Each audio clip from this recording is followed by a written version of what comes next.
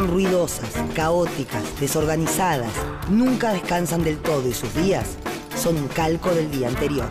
Sale el sol y comienza la procesión de millones de personas que se movilizan, que llegan desde distintos puntos y sus calles se saturan de autos, colectivos, teléfonos, agendas, portafolios.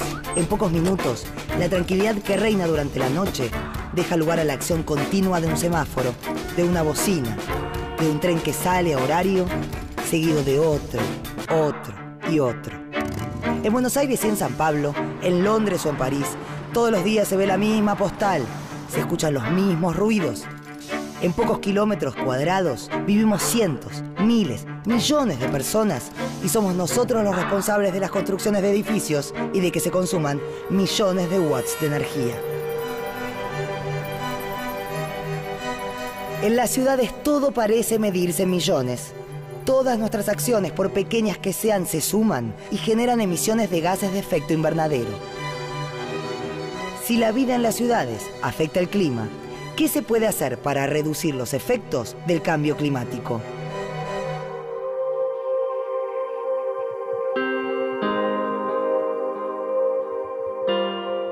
La vida en la Tierra es posible gracias a la energía que recibimos del Sol. La atmósfera permite la entrada de rayos solares que calientan la Tierra.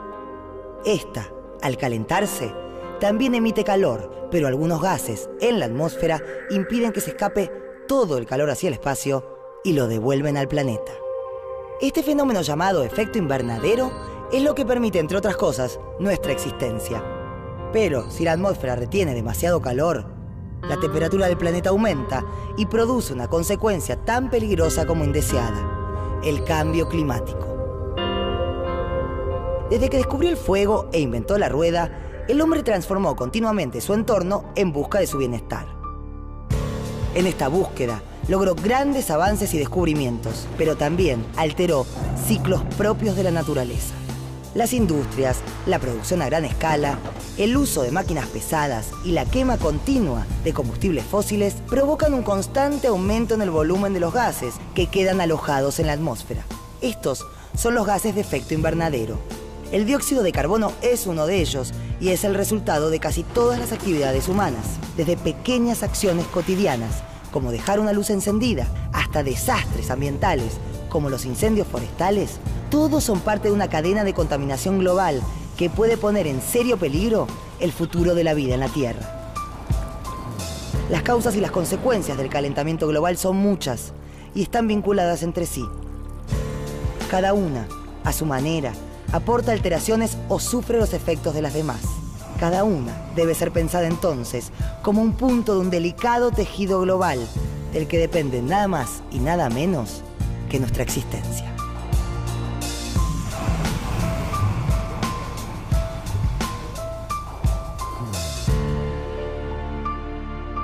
Uno de los agentes más importantes cuando hablamos de calentamiento global son las ciudades.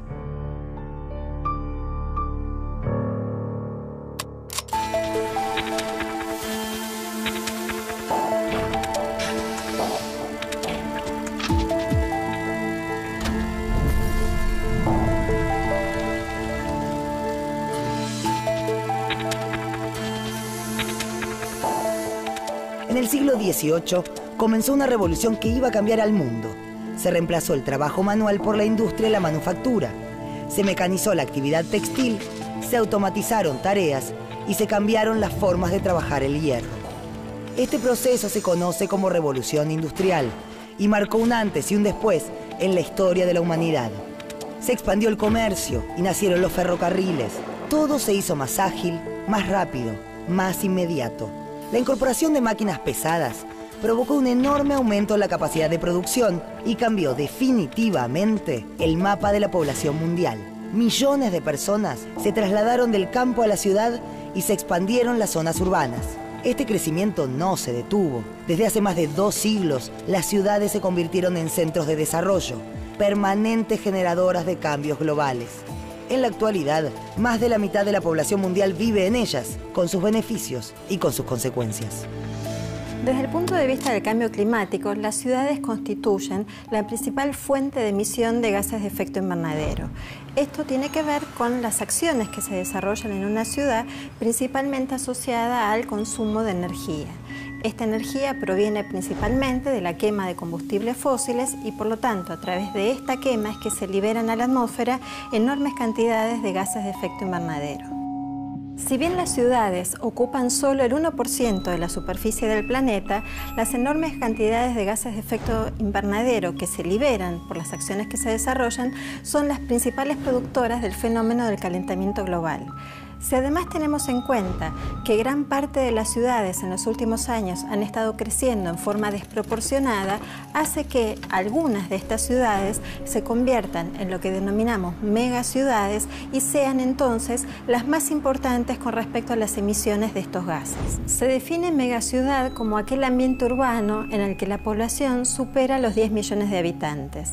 En América Latina existen 3 ciudades que cumplen con este requisito. Una de ellas es San Pablo, otra es el Distrito Federal de México y la última es el área metropolitana de la Ciudad de Buenos Aires. Actualmente, las megaciudades consumen 2/3 de la energía mundial y son responsables del 70% de las emisiones de gases de dióxido de carbono.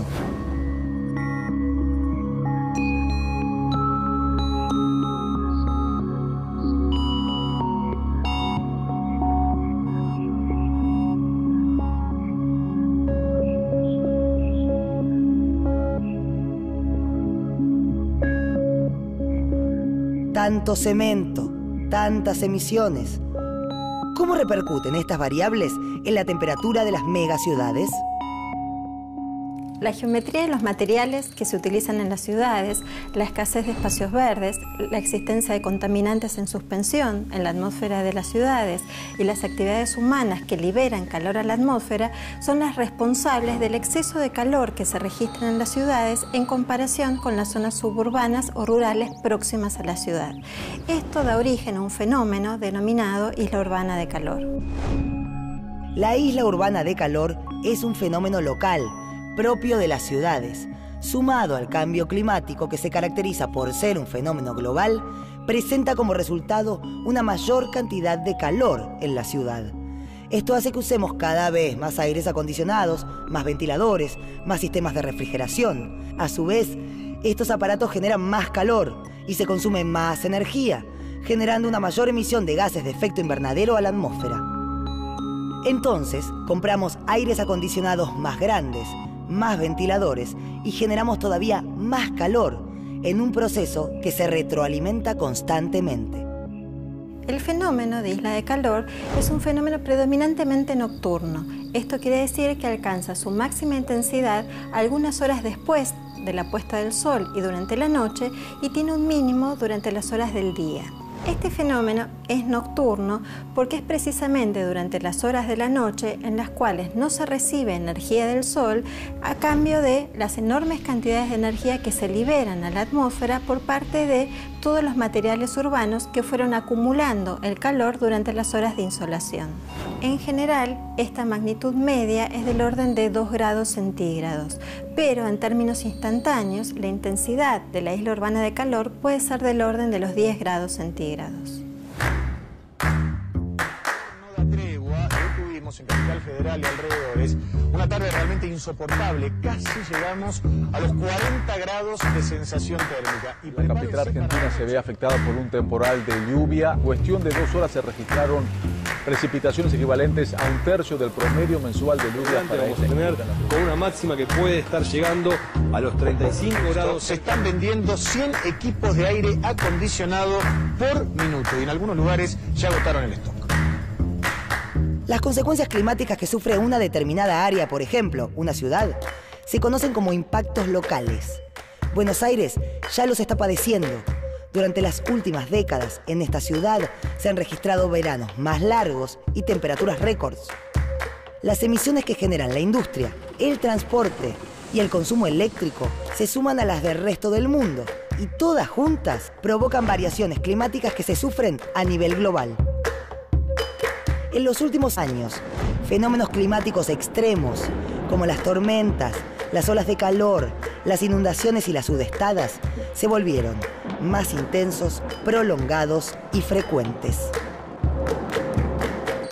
Entre 1960 y 2010, la temperatura promedio anual en la ciudad aumentó 1 grado centígrado, mientras que en ese mismo lapso de tiempo, las precipitaciones aumentaron 250 milímetros. Estas pequeñas diferencias de apenas milímetros o centésimas pueden cambiar la dinámica de una ciudad toda.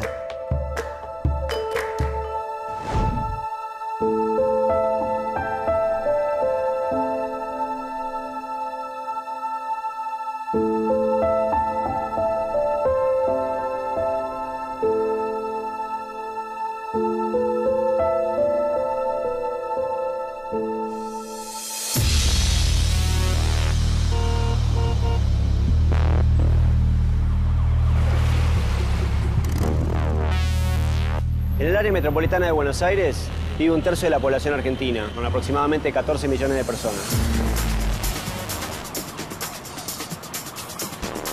14 millones de personas que generan 22 millones de viajes diarios. Más o menos 8 millones de viajes por día se realizan en colectivos. 1,5 millones en el sistema ferroviario y un poquito más de 1 millón utilizan el subterráneo. Más o menos 2 millones de viajes son realizados de forma peatonal, como que tenemos gente a nuestro alrededor, o utilizando la bicicleta.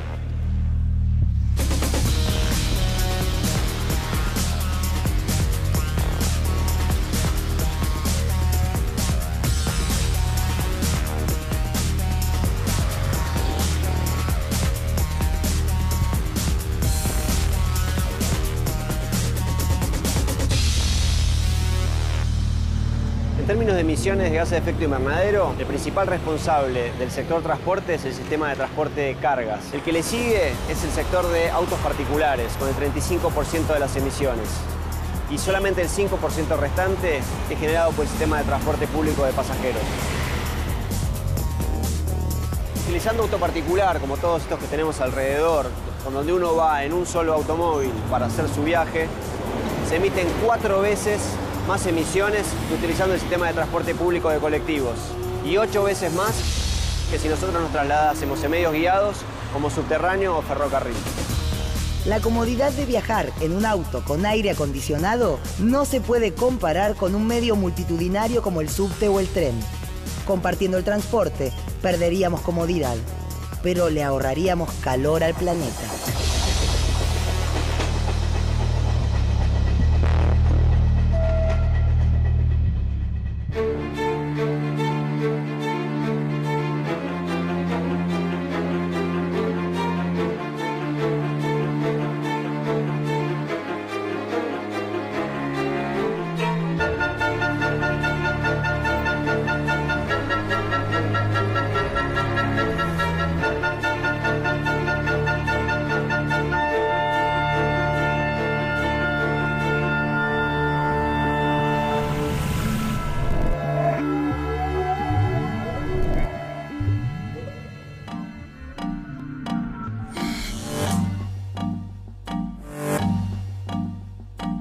La ciudad de Buenos Aires consume el 12% del total de la energía del país.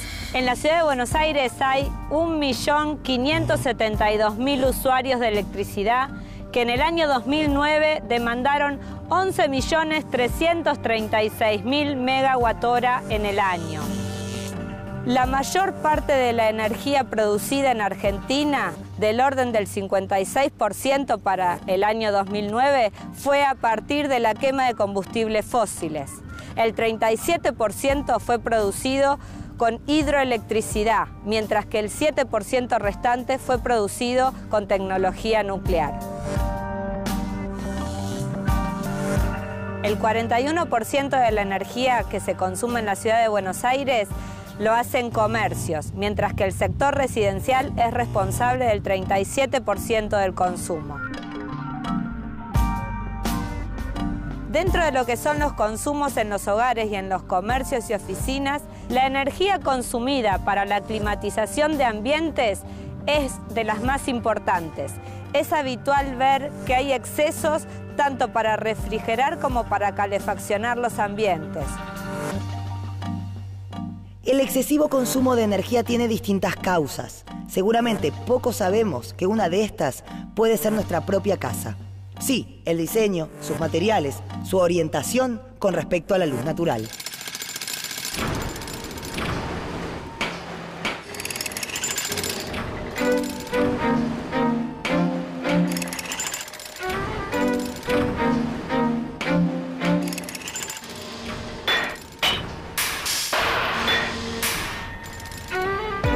La ciudad de Buenos Aires tuvo un boom de crecimiento edilicio en los últimos 10-15 años. Las metodologías constructivas y los materiales utilizados en los últimos 60 años no han variado mucho, en parte debido a que no se ha internalizado lo suficiente el problema de la eficiencia energética y la lucha contra el cambio climático.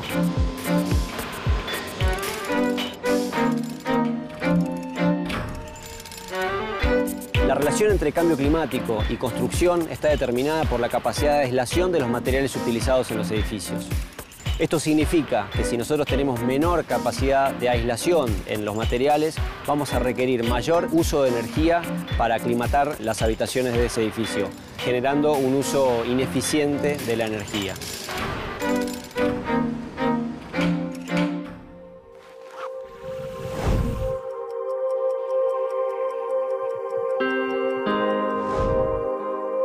El cambio climático es producto de una compleja combinación de factores a nivel mundial. Si bien existen impactos que no son posibles de remediar, todavía hay tiempo de atenuar ciertos efectos a través de la aplicación de legislaciones internacionales, políticas estatales e incluso acciones individuales. En otros casos, se trata de saber adaptarse a una nueva realidad.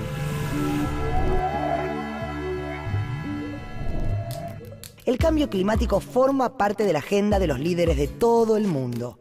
La primera iniciativa importante fue la Convención Marco de las Naciones Unidas sobre el Cambio Climático. En 1997 se estableció el Protocolo de Kioto. En esa ciudad japonesa se acordó que las emisiones de gases de efecto invernadero deberían bajar al menos un 5% para el año 2012. Estados Unidos, uno de los países con mayor cantidad de emisiones de gases de efecto invernadero, no ratificó el protocolo. Fue a partir de Kioto cuando comenzaron a tomar mayor protagonismo las ONG. Una de las acciones que actualmente se lleva a cabo es la campaña de Ciudades por la Protección del Clima. Se trata de una iniciativa de la ONG ICLEI Internacional, que hoy incluye a más de 650 centros urbanos comprometidos con la causa. El uso eficiente de la energía, la gestión integrada de residuos sólidos y el transporte sustentable son los puntales que trabaja la campaña. Como país en vías de desarrollo, la Argentina no está obligada a asumir compromisos en el marco del Protocolo de Kioto. Sin embargo, el país tomó la responsabilidad de llevar adelante acciones voluntarias para reducir las emisiones de gases de efecto invernadero. En el caso de la ciudad de Buenos Aires, es la Agencia de Protección Ambiental, que lleva adelante proyectos como las bicisendas, los carriles exclusivos del transporte, formas de consumo sustentable, áreas verdes y desarrollo de tecnologías con impacto ambiental positivo.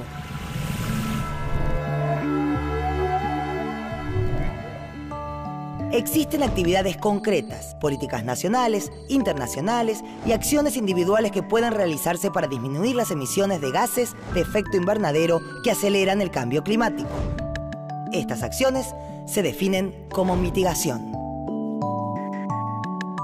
Una de las medidas de mitigación frente al cambio climático que se puede tomar en una ciudad está vinculado con un diseño apropiado del transporte público.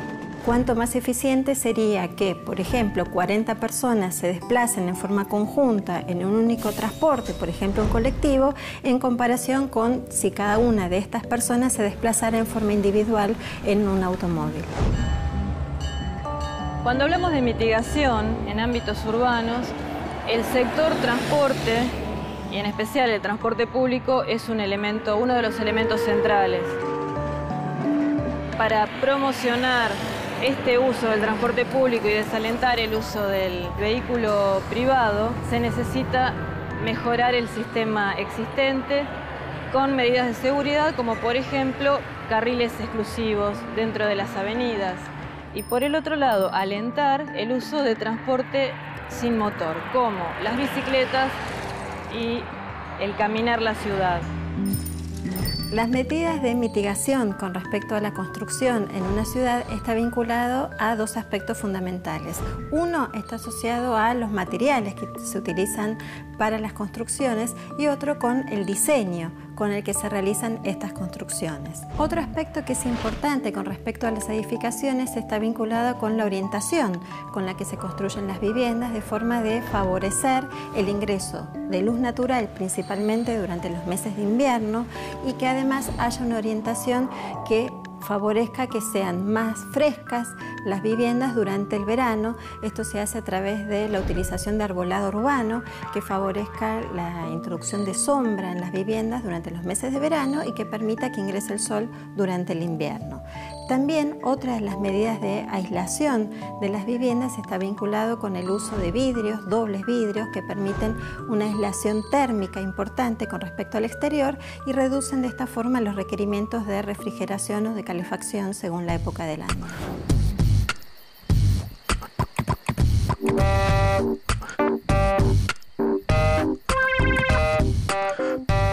Una de las medidas que implicaría la mitigación de los efectos de la isla de calor lo constituye la ampliación de los espacios verdes existentes o la creación de nuevos espacios. En la ciudad contamos con 6 metros cuadrados de superficies verdes por habitante, cuando la Organización Mundial de la Salud nos recomienda disponer de entre 10 y 15 metros cuadrados por habitante. Aquellos que viven, por ejemplo, en un edificio dirán que es imposible rodearse de árboles.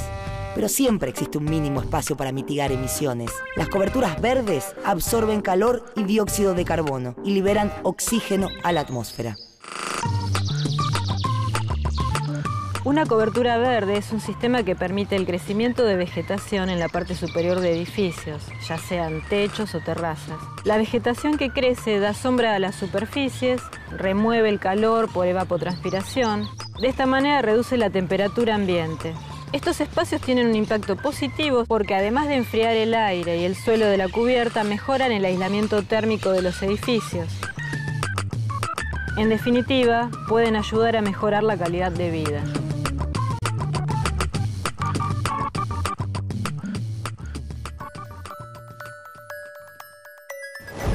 ¿Qué más deben hacer los gobiernos y las personas que sufren los impactos del cambio climático?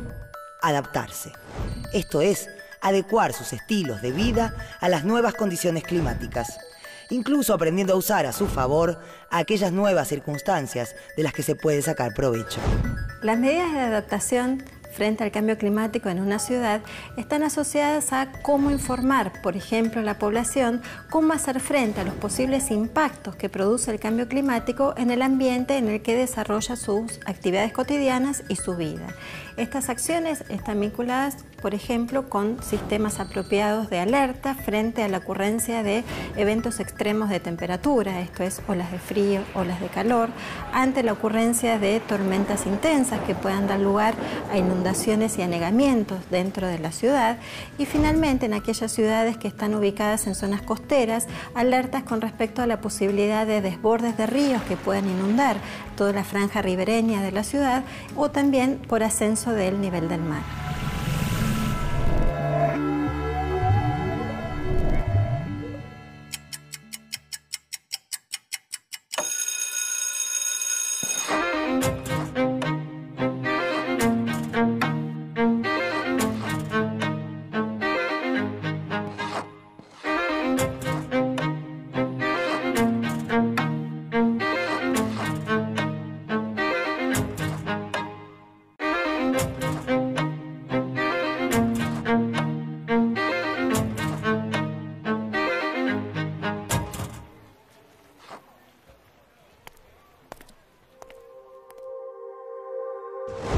El efecto invernadero es un fenómeno natural, pero la acción del hombre lo potencia al emitir grandes cantidades de gases de efecto invernadero a la atmósfera.